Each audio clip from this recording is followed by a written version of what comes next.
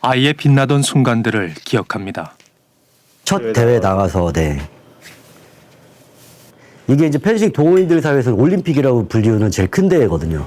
실제 가서 보니까 되게 잘하더라고요. 이때 당시에 3학년이었어요. 10살 나이로 각종 펜싱 대회를 휩쓸었다는 아들 정우. 어허, 그렇지. 와. 나 3개월에 미친다 났던가. 첫 대회에서 당당히 입상. 모두를 놀라게 했습니다. 아, 첫 대회에서요? 어휴. 정우가 펜싱의 길을 걷게 된 건 2021년. 정우를 이 세계로 입문시킨 한 사람이 있다는데요. 누구죠? 전국체전에서 금메달을 땄고, 그리고 국내대회에서는 항상 본인이 1등을 했다. 그리고 국가대표에다가 이제 워낙 유명하신 분이니까. 그는 바로 펜싱 국가대표 출신 감독 장 씨. 기대가 컸겠어요. 예.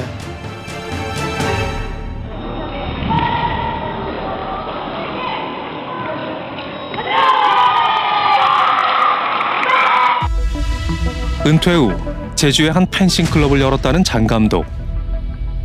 제안을 했던 게, 그럼 전문적으로 엘리트 선수로 등록을 해보는 건 어떻겠냐. 그래서 이제 물어봤죠. 근데 그거를 아이가 이제 하겠다고 하니까 엘리트로 등록을 한 거죠. 펜싱 클럽에 다니며 선수 생활을 시작한 정우. 아이가 성적이 점점 잘 나오고, 그렇게 해서 이제 말레이시아 대회를 데리고 나가겠다. 오. 넓은 곳에서 훈련할 수 있는 좋은 기회였습니다. 그렇게 정우는 보름간의 전지 훈련을 떠났습니다. 그런데 감독에게서 걸려온 한 통의 전화. 10일차 밤에 전화가 와더라고요. 다른 아이랑 싸웠는데 자기가 애를 발로 배를 찼다. 에? 그리고 혼냈다. 전혀 아무렇지 않게. 이렇게 이 정도로 아무렇지 않게 얘기를 하는 거 보니 크게 이제 뭐 하진 않고 이렇게 뉘앙스만 취한 것 같구나 라고 생각을 하면서 찝찝했죠. 돌아온 아이에게 자초지종을 물었습니다. 그리고 뒤이어듣게 된 충격적인 이야기. 과연 그날 밤 정우에겐 무슨 일이 일어났던 걸까? 감독님이 갑자기 오면서 나이씨 막 이러면서 아이한테요? 그 친구랑 적당히 싸워야지 주먹까지 가냐고 하면서 애개 막 이러면서 명치쪽을 발로 세게 차면서 머리끄댕이 잡고 밖으로 내던졌어요. 아, 말도 안 되죠. 무섭고 도망가고 싶었어요. 아, 정말. 어린 정우가 감당하기엔 너무나 큰 공포였습니다. 거기 있으면서 뭐가 제일 힘들었어요? 그냥 이유 없이 때리는 거예요. 그냥 자기가 마음에 안 들거나 이러면 때려요. 한 번이 아니었어요?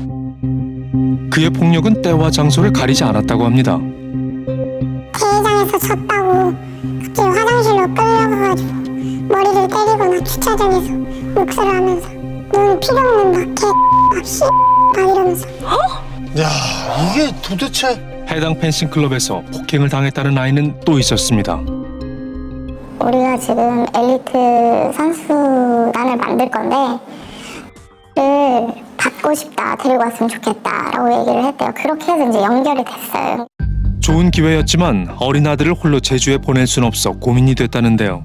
하긴 아이 혼자 지내게 하는 건 좀 그렇잖아요. 그렇죠. 거기는 이제 선수단이 생긴다고 했었어요. 그래서 이제 아이들끼리 기숙 생활을 하고 거기에 이제 아이들 뭐 밥, 빨래 이제 이런 거를 해주신다고 했어요. 감독이랑 살게 된 거예요, 그 집에서. 윤수를 가족처럼 잘 돌봐주겠다던 장 감독의 설득에 마음이 움직였습니다. 그렇게 장 감독의 집에서 합숙 생활을 하게 된 윤수. 오로지 장 감독에 대한 믿음 하나로 먼 곳 제주까지 아이를 홀로 보냈습니다. 장 감독 집에서 합숙을 한 거네요. 예. 하지만 그게 악몽의 시작이었습니다. 진짜 그냥 막 영화에서 보는 그런 거 있잖아요.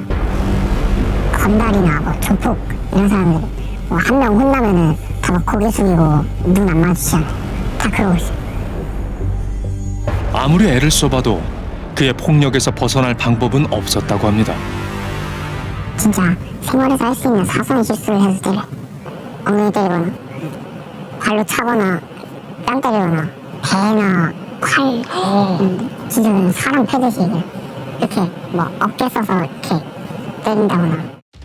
폭행에는 각종 도구도 사용됐다는데요. 어? 어머. 항상 옆에서 두은 야구방방이랑 강호 뭐 별걸로 다 그냥 지가 만들더라고. 들고 있네요, 저 보니까. 아, 펜싱 칼도 또 아이고. 주위의 모든 것을 무기로 만든다는 그의 손에서 펜싱 칼은 잔혹한 채찍이 되었습니다. 이건 아우 아닌데. 말도 안 아우, 되죠 저건- 이건. 그러면 하루에 몇 번이나 맞는 거예요? 못쓸. 보신다고? 네, 못쓸 돈을 많이 맞아. 저 여기 머리 뒤에 피도 났었거든요, 맞아서. 어? 땀인 줄 알고 이렇게 닦았는데 피가 이렇게 나오더라고. 진짜 죽는 거 아니야? 라는 생각이 너무 많이 나서 진짜 아니 이게 말이 됩니까? 말이 돼요, 이게? 하얀색 옷 입고 있었거든요. 또 피가 이 척추까지 흘러가지고 머리카락 다 피로 엉덩이지고 어떡해. 운동하면서 처음으로 울었어요. 그 누구에게도 말하지 못한 채 모든 고통을 홀로 견뎌내야만 했던 윤수. 엄마한테 왜 말 안 했어요? 미안했어요. 그냥 맞고 운동하는 걸 말하기 싫었어요. 그냥 이 순간만 지나가면 괜찮아지겠지. 제주에서 가족과 함께 생활하던 정우도 상황은 별반 다르지 않았습니다. 너 펜싱 그만하게 한다 이러면서 너 대회 못 나가 이러면서 협박까지 했어요. 그래가지고 말을 못했어요. 막 클럽 나가면 넌 그냥 병이야 막 이러면서 욕까지 하면서. 유독 좋은 환경과 분위기를 자랑해왔던 장 감독의 펜싱 클럽. 아이들에 대한 깊은 애정을 드러내기도 했었는데요. 과연 폭행 의혹에 대한 장 씨의 입장은 어떨까? 안녕하세요. 형님 맞으시죠? 네. 저희 MBC 실화탐사대 프로그램에서 나왔는데 네. 여기서 있었던 원생 폭행 의혹 관련해서 입장 듣고 싶어서 찾아왔거든요. 혹시 잠깐 말씀 나눌 수 있을까요? 저도 뭐 아시겠지만 국내를 오래 했고 이게 제 명예로 먹고 사는 곳인데 저는 아이들을 가르치면서 부끄러운 적이 한 번도 없거든요. 똑같이 얘기를 했고 경찰에서도 의도를 대해서 규정을 한 이유는 다 거짓말이기 때문이에요. 제가 우리 신학탐사대 제가 연락을 하고 싶어요, 진심으로. 그는 인터뷰에 응하겠다고 했습니다. 네, 안녕하세요, 대리님. 응하긴 응하는데 화면으로 응할지 얼굴을 맞대고 이야기를 드릴지는 네네. 아직 100% 말씀은 못 드리겠어요. 꼭 연락 드릴게요. 하지만 조금만 시간을 달라는 그의 말. 무슨 말을 하려는 걸까요? 장 감독의 연락을 기다리는 사이 새로운 제보자가 등장했습니다. 장 감독의 펜싱 클럽에서 일했었다는 코치. 조대성은 약간 그냥 등치 크고 조금 위압감이 있었죠. 이제 조금 친해지니까 약간 이제 말도 놓고 내가 너보다 한 수 위고 아래고 약간 이런 게 바로 느껴지더라고요.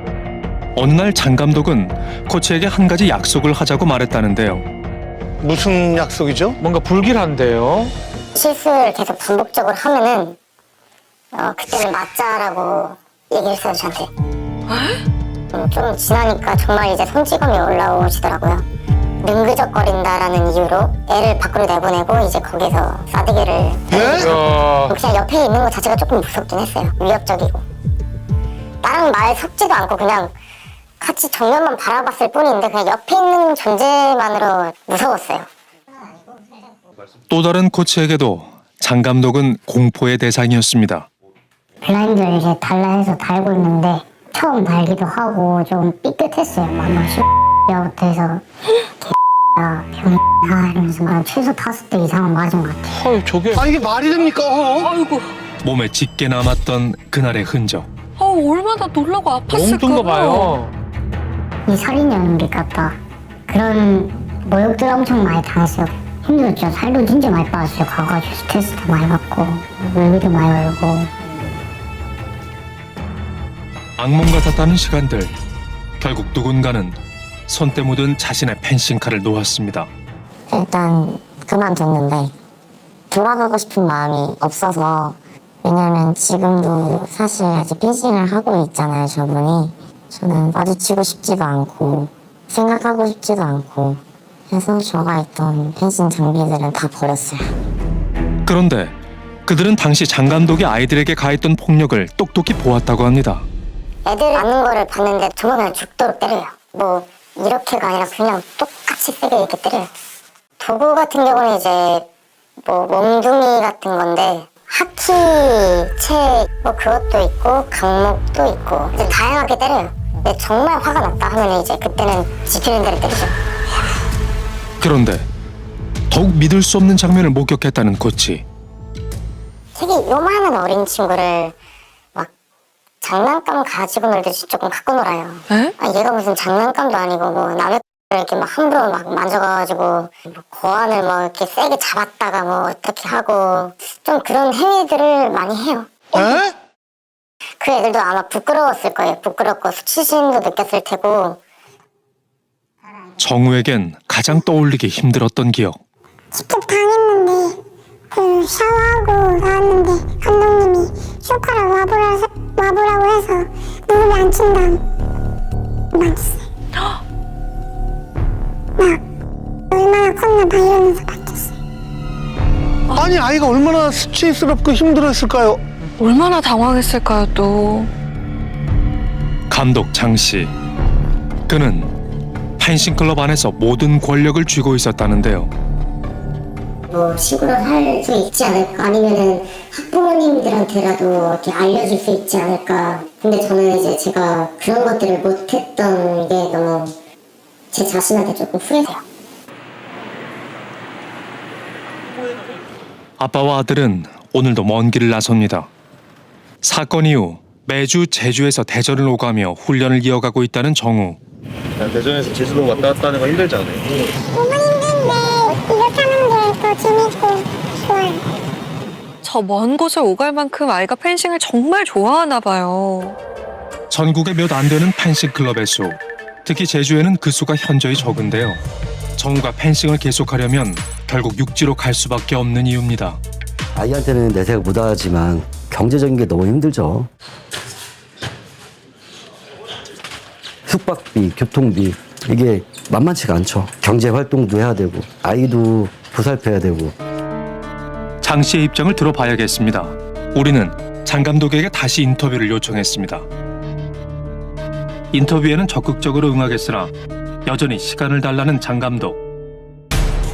피해 부모 2명은 장 감독을 경찰에 고소한 상황인데요. 과연 수사는 어떻게 진행되고 있을까? 혐의는 지금 아동복지법 위반이랑 지금 아동청소년 성보호에 관한 법률 위반 이 2가지로 인정돼서 송치 결정을 했었습니다. 신체적 학대도 인정되고요. 정서적 학대도 인정됐습니다. 지금은 수사가 1차는 끝났고요. 그 다음에 이제 검사의 이제 보완 수사가 이제 몇 가지가 있어가지고 증거를 조금 더욱더 이제 객관화 시켜서 서류를 이제 검찰로 다시 이제 보낼 계획입니다. 예. 경찰에선 혐의가 인정된 상황. 하지만 그는 여전히 폭력 사실을 부인하며 계속해서 펜싱 클럽을 운영하고 있었는데요. 과연 펜싱 클럽을 찾는 학부모들에겐 무슨 말을 할까? 제가 이제 상담을 하기 전에 좀 말씀을 드리고 싶은 게 있어요. 저희를 찾아보셨으면 요즘 저희에 대한 안 좋은 기사도 좀 보셨을 거라 생각해요. 저희가 지금 요즘 좀 안 좋은 친구들, 그러니까 학부모님들한테 연루가 돼가지고 고소를 했어요. 근데 고소가 뭐냐면 아동폭행법 위반이래요. 근데 제가 뭐 얘를 때리고 이랬다는데 그런 사실은 없고, 보시면 저희 이렇게 자유로운 아주 아름다운 분위기거든요. 저는 아이들을 가르치면서 이렇게 부끄럽게 가르쳐본 적은 없어요. 그리고 제가 국가대표로서 저도 누군가의 자식이잖아요. 함부로 그렇게 아이들을 대한 적도 없고. 아름다운 분위기요? 아 참. 그러니까 절대 아니라는 입장이네요. 그런데 또 다른 주장이 제기됐습니다. 근데 이게 그런 거예요? 아니면 좀 다 알겠습니다. 다? 여자들은 원래 욕심이 많이 맞아. 한 8명. 8명이 그럼 다 특근 다? 네. 한 명도 빠짐없이? 지금 중고등학교 아이들은 다 당했다고 할 수 있을 것 같아요. 펜싱 클럽 선수반에 있던 다른 아이들도 폭력 피해자라는 주장. 실제 장 감독과 아이들의 단체 대화방. 지나치게 폭력적인 대화가 오가는 모습입니다.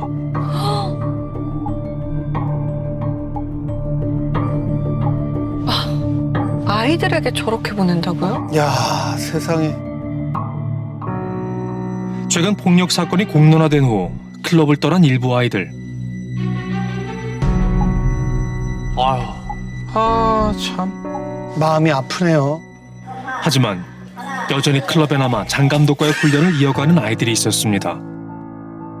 대체 왜 아이들은 그곳에 남은 걸까? 사실 사건이 터지기 전부터 이미 감독의 폭력성을 알고 있었던 것으로 보인다는 부모들. 여러 명을 이제 조사를 한 과정에서 다른 피해 학생들도 확인을 했지만은 수사를 하려고 이렇게 하는 과정에서 아예 거부를 하시는 거죠. 피해 진술도 거부하시고 일체 뭐 전화 온 거에 대해서 굉장히 불쾌해하시고 일체 협조를 안 하시겠다 하셔가지고 아이들에 대한 그것도 일종의 정서적 학대인데 하여튼 그 부분도 다 첨부를 해서 검찰로 저희는 보낼 생각입니다. 진술조차 거부하고 있다는 부모들. 대체 그들은 어떤 생각을 하고 있는 걸까?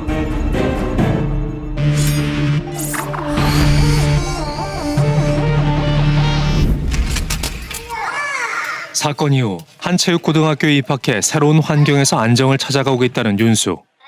그런데 지난 11월 학교 감독쌤한테 연락이 온 거예요, 아침에. 이거 어떻게 된 내용이지? 라고 하면서 보여준 거예요. 텍스가 나온 거에 대해서. 공문의 발신처는 장 감독이 운영하는 펜싱 클럽의 학부모회.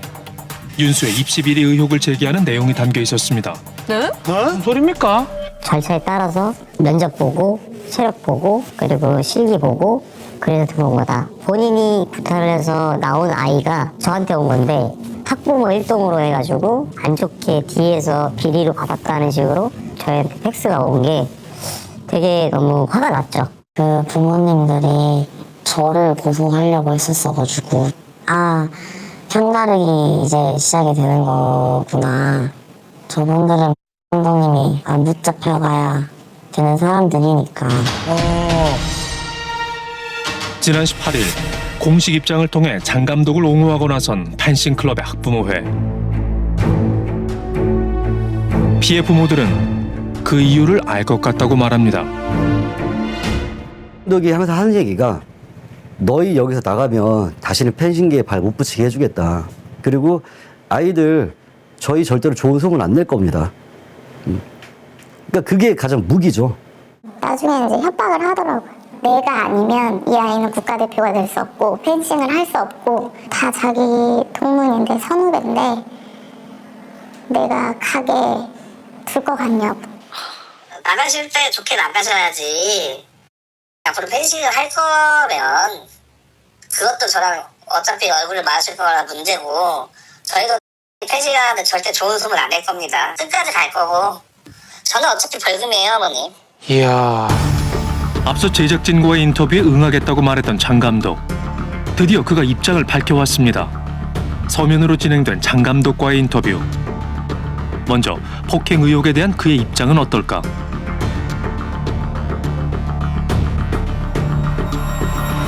그 밖에 제기된 다른 의혹들에 대해서도 물었습니다.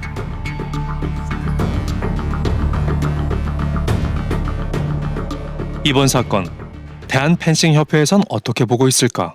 이 사항은 저희가 염려스럽게 지금 보고 있어요. 법적으로 시행 결과가 나오면 협회에서는 어떻게 할 건지 논의할 거고 우리 대회 참가 자격을 제한한다든지 국민들이나 일반적인 상식에서 어긋나지 않게 처리를 할 거예요. 지도자들도 실은 우리나라 엘리트 스포츠 시스템이라고 하는 그 양성 과정에서 길러진 국가를 대표하는 국가대표 선수들이었고 나는 이렇게 맞아가면서 이렇게 훌륭한 선수가 됐는데 니네도 마찬가지다라는 굉장히 단순하지만 강력한 로직이 있는 거죠. 스포츠 문화에 스며들어 있는 어떤 폭력적인 그 문화를 걷어내지 않는 한 시한폭탄처럼 언제든지 터질 수 있는 이런 문제다.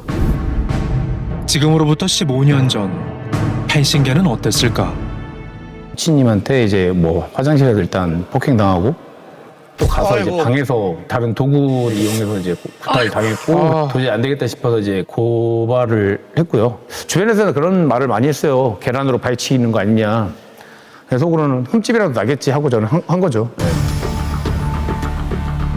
시대의 흐름에 따라 펜싱계 내부에서도 자정의 목소리가 높아졌습니다.